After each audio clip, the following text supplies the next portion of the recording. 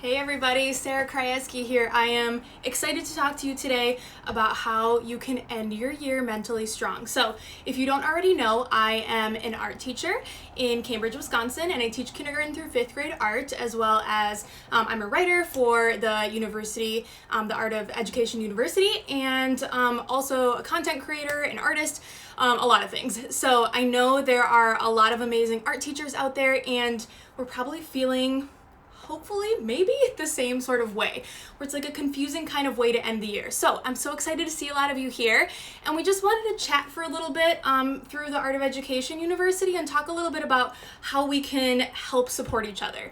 So I wanted to give you a chance to kind of pop a couple questions in, and we'll keep it sort of brief so that you guys can watch this again or share it with other people. It won't be a super long conversation today, but I wanted to give you a little bit of maybe some helpful hints for how to end the year mentally strong, and then kind of just show each other support for the fact that this is not at all what we expected for the end of our 2020 year. So a little background, I went into my classroom just this week and started taking down some artwork.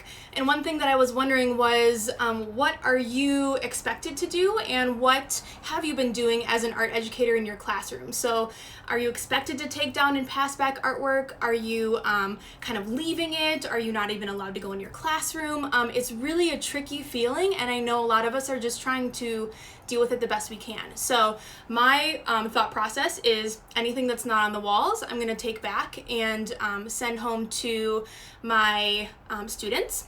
So that'll be kind of an end of the year pickup, but I'm allowed to go into my classroom. And then stuff that's on display on the walls right now, I'm leaving up. So my thought is it's kind of keeping our school warm so that it'll be nice and cozy and happy when we come back at the start of whenever we can come back. So I'm leaving a lot of it up too, but I know a lot of people are working on portfolios.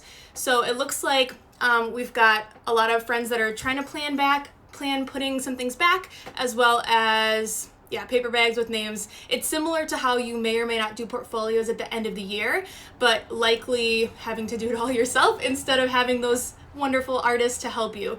So it's really tricky. Yeah, a lot of friends look like it is kind of just organizing, yesterday being the last day. I see a lot of friends that are really trying to give students a chance to have a little bit of closure at the end of the year. Left it on tables. Yep, I totally know that the feeling of kind of waiting and not really sure what to do. So I wanted to give you a few special hints on how you can sort of think about keeping your mental health really strong, because I know a lot of us may be struggling with anxiety or just confusion over what is expected of us, what might happen next year, and how we're supposed to end the year. So we will have a couple articles to link to after this that are some helpful hints about how important your mental health is, as well as how you can kind of get through the end of the year, as well as, yes, I'm wearing my new beads, as well as how you can support each other, right? And how we can kind of be a great resource for each other in this very odd time. So I'm going to, looks like, I have a few friends that are kind of commenting about how they're passing things out. So if you want to leave any other comments about what you are doing as an art teacher to kind of button up your year and finish things up, I'd love to hear what you're planning on doing. If you're doing portfolios, if you're keeping things up on display, if you are doing an end of the year art show, what does that look like? Is it a virtual video? I know there's a lot of people that are really being inventive with what they're doing to highlight what the students have been up to this year. But I have 3 big tips for you that I'd like you to, of course, ask any questions about, add any comments about, as far as ending the year mentally strong. Because as we talk about a lot of the time, being an art teacher is an amazing job. There's a lot that comes with it, but it also is a really hard job, right? Because we have a lot of kids that we are working with. We have a lot of really close relationships with those students, and we need to support them, right? But before we can support them as best we can, we need to support ourselves and be mentally strong for them. So what I wanted to remind you of was 3 main things. So the first one is about what can you control.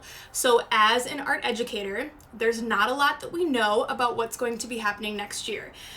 You may need to find yourself being a little bit careful, like with how much you read with things. I find myself reading things and then I get very nervous, like, oh, what is next year gonna look like? Or are kids even gonna be allowed in my classroom? Or do I want them in my classroom? Or do I have to go to them? There's a lot of anxiety around that, and I want to remind you to try and focus on what you can control. So if it is a matter of simply writing down what you can control, as silly as that may seem, that might help take away a little bit of that fear of being nervous about what next year might look like. So if you don't know the answer to what's going to happen next year, think about what you can control, which is the way you feel about it, the way you interact with your kids, the way that you provide content for your students, and focus on that. Okay, so the control is a huge part, and that's a big part of kind of providing good mental health for yourself and your students. I see Janelle keeping happy by taking breaks and going on walks. Absolutely. I try to do a daily walk if possible. Move my office outside. I love that. I also see a question here. What are people doing about kids not having art supplies at home? That is a great question. I know that Abby has written a lot of great articles about quick projects that can be done with minimal art supplies that would be really easy for kids to do without having like paint and crazy different kinds of art materials. So we'll be sure to share those things as well. But a lot of art teachers have been pretty inventive with trying to think of things that kids can do when they don't have many supplies. So that was the first thing I wanted to talk about, was control. So think about what you can control and try to help that. Maybe ease your mind, hopefully, with your mental health, right? So the things that you can't control, as much as possible, try not to focus on those, because we can't make up the laws. We can't control exactly when our students will come back or what the rules might be, but we can control how we perceive those things and how we support our students, okay? The second one I wanted to remind you of was to be understanding, and both to yourself, especially, always to yourself. You come first. It's like put your mask on first in the plane, right? But being understanding to yourself and giving yourself grace to have a day where you're confused, or where you're a little bit sad, or you're a little bit kind of low, right? And then also being understanding to your administration, because as you know, depending on your relationship with them, they are just people that are also probably confused about what's going on and wanting things to be a little bit easier for us all. So being understanding to that. And then lastly, just being understanding to your students, right? I know a lot of us have been talking about trying to make things attainable for our students and give them the resources as much as possible to have art be their a way to escape, right? Or a way to really try to, hi, my cat's here. This is the magic of having a live video. But the important thing is to make sure that you guys are being understanding of yourselves. So try to give people grace and try to look at what the issue is, right? And understanding with each other. Okay, so let's look quick. What do you think about the CDC guidelines for reopening schools? So I took a brief look at some of those things. Now, I'm obviously not an expert, but I do think we need to be flexible, and I know there is a definite reality to the fact that we may not be able to teach in our classrooms for a while. Perhaps we need to go to our students. Perhaps it's going to be smaller groups of students. I have no idea what's going to happen, but I think that that's where the flexibility and being understanding as an art educator is going to become really important. So prioritize what is important to you, okay? So is having a pristine classroom that has like really cool color wheels and stuff on the wall your priority? Probably not. Your priority is going to be connecting with those students and giving them an outlet and a safe space to express themselves creatively. So if you can give them that ability to create, then we'll be flexible and we'll figure out how that's going to work. Now, if you had a chance to read it, I did a quick interview with Stephanie Lee, who teaches out in Taiwan, and she's been teaching back at school. They had school closures two times, and she's finishing up the year. It appears that everything is back to quote unquote normal, I suppose, but she's at school with masks, and her students have masks, and she also wears one. So there are definitely changes, but she's able to have students in her room. She's able to have art class, and I think we need to be flexible in understanding that this is a temporary, for however long it may be, temporary situation that is going to be a reality. So I want you guys to kind of think about that. Art room, MVH, sorry. I've modified any assignment for students that have engaged, and students have really appreciated that. Absolutely. I think our students are just excited to be creating. They want to be back in the art room. They want to be with us, and that's a huge part of what our job is to make them excited to create and make them feel like they have a place to be. So I want you guys to always remember that. The third thing I wanted to talk about, besides remembering what you can control, giving yourself grace and other people grace as well. Let's see.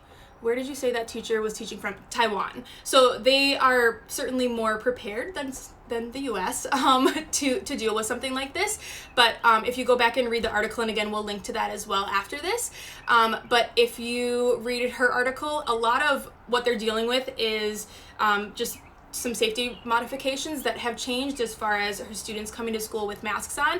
And I mean, if I'm being honest, I don't love that. Who really wants to do that? But is it a thing that we might need to do to be safe and to be able to see our students? Yeah, it's likely, and I think that's okay. So I want you to be understanding of what that means. Our district has to devise 4 potential plans for reopening. I wonder why 4. That's interesting. Yeah, I think part of it too is this is something we've never had to deal with before. So as art teachers, we're always really flexible, right? Anytime something comes our way, there's like a middle of the day fire drill, or there's a kid that needs to take a test and they have to leave the room. We've always been flexible and resilient, and that's what makes art teachers so amazing. And I think this is a time for us to shine and show how flexible and resilient we can be to give our kids what we need.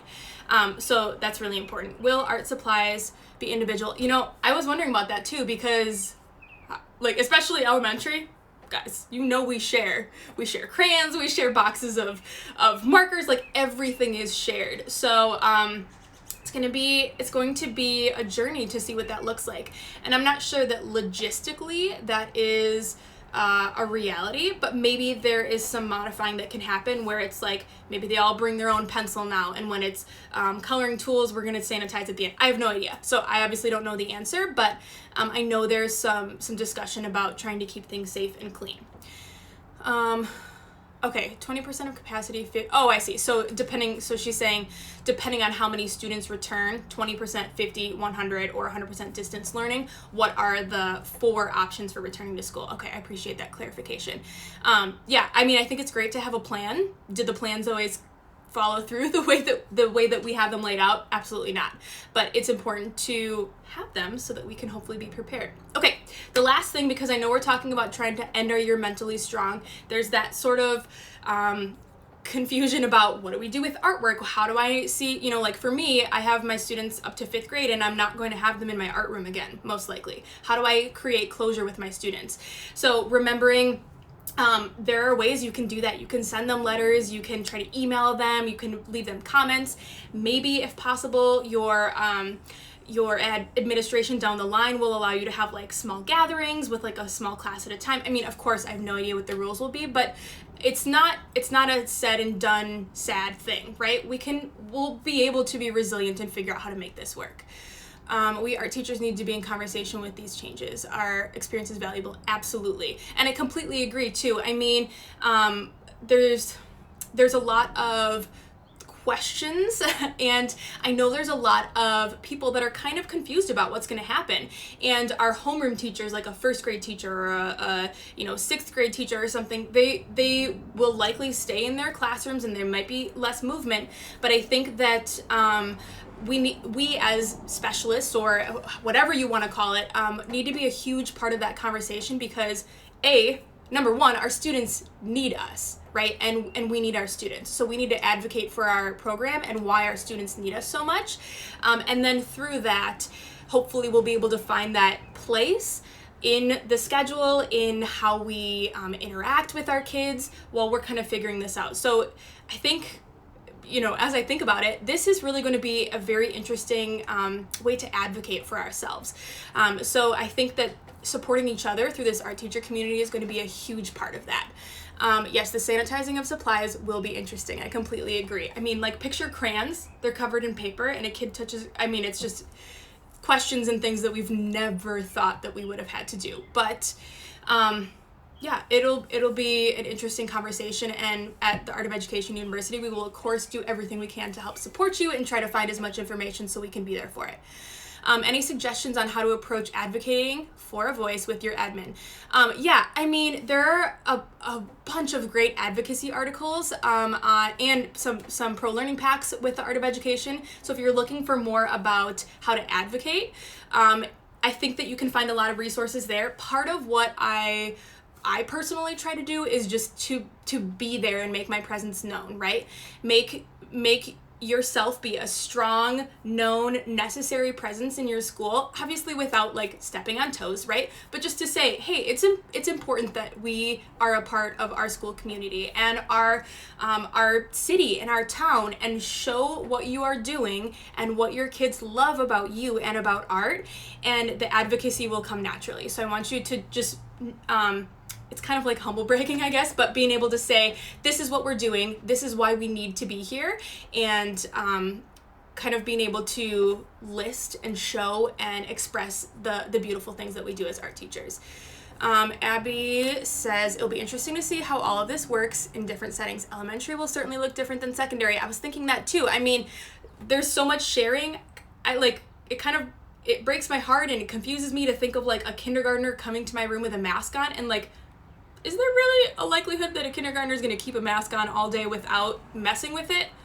We know kindergartners, right? Like, it's probably not likely, but these are things that we're going to have to discuss with them too. Can a middle schooler probably handle it more? I'm sure, but also middle schoolers are their own beasts. So like, it's going to look different for everyone. So I think we're going to need to support each other through both the celebrations that we can have and being able to be back with our students in any way, and the things that we struggle with and how can we get through those things. Yes, I agree. Sherry, one day at a time. Brad, closure with the kids, graduating onto the next school is going to be difficult for sure. I completely agree. I know a lot of us are feeling that, especially as art teachers. A lot of us that have been teaching for a while have seen those kids for so long, right? Like, you may have started with a kindergarten student and they're finally leaving to go to middle school, and you've seen them for 6 years, and you don't get to say goodbye to them or collect their artwork. It's really hard. So that's especially why we need to help each other and support each other during that time. Any advice for a first-year art teacher teaching during this pandemic? That is a great question. I guess it's no different really than any other advice I would give to anyone else, right? Is to make sure that you feel mentally strong and to just do the best you can for your students. And the best you can and what you decide to prioritize is going to look different than me, is going to look different than thousands of other art teachers. But I want you to think about, what do you feel like your kids need because you know them, and what can you do to deliver that material to them? Is it simply just being there for them, or we're going to have a free day and I want you all to just be happy in this space? Is it talking to them and having them talk about their feelings? Is it, showing them silly videos? Like, what does it look like? Because you know your kids, and it doesn't need to be complicated, but they just want to know that you are there. Okay. I love that. We're all first year teachers this year. I mean, yeah, I don't think that could be any more right. This is a thing that we've never done before, right? So I think that's perfectly said. Now, the last thing that I wanted to tell you, because we're going to wrap up here soon, especially since Fuzz really wants to be part of this. He's a camera hog. But I wanted to remind you about a way that I think about issues, or whenever I get stuck on something, I try to think of it in 3 ways. And my friend told me about this. I'm not sure where she had heard it, but it was best, worst, and most likely. So when you picture those 3 things in any situation, can you name, thanks Abby, I mean, I love Fuzz too, but he definitely is like a camera hog. When you think of a situation, what's the best outcome or likely thing that's going to happen? Sorry, what's the best? What's the worst, and what's the most likely? So if we take the situation of, let's say, returning in fall, and hopefully we can return in fall, but of course we know that this is questionable, okay? So the best situation is that everything is, we can see our students without masks. There's happy kids. They're like even more excited to be in art and engaged. There's no behavior management issues. Like, that would be best case scenario, okay? The worst case scenario, maybe it's distance learning for years. Maybe our students get no art. Like, you have to go there and say the worst things that are going to happen when you're doing this exercise. And then most likely, let's go there. So most likely, we'll return to school at some point. We will have modified expectations and safety precautions. So whether it be masks, whether it be smaller number of students, whether it be returning to a classroom and doing some sort of like traveling art thing, there will be some sort of modifications, probably, most likely. And what will that look like? So when you picture the best, worst, and most likely, especially as a person with anxiety, the worst is usually where my head goes, right? And those of us that are scared about what's going to happen, which is a lot of us, you're typically picturing the worst. But what I want you to do is to try to think about saying out loud or writing down what's most likely. And then once you get that most likely step in your head, remember that best and worst are over here. And then most likely, best and worst.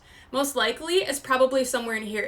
It's not going to be closest to the worst situation. If you list all the worst situation things, your most likely situation is probably what it's going to be. So to try to give yourself a little bit of perspective over things that are kind of scary. So to recap, we're in this together.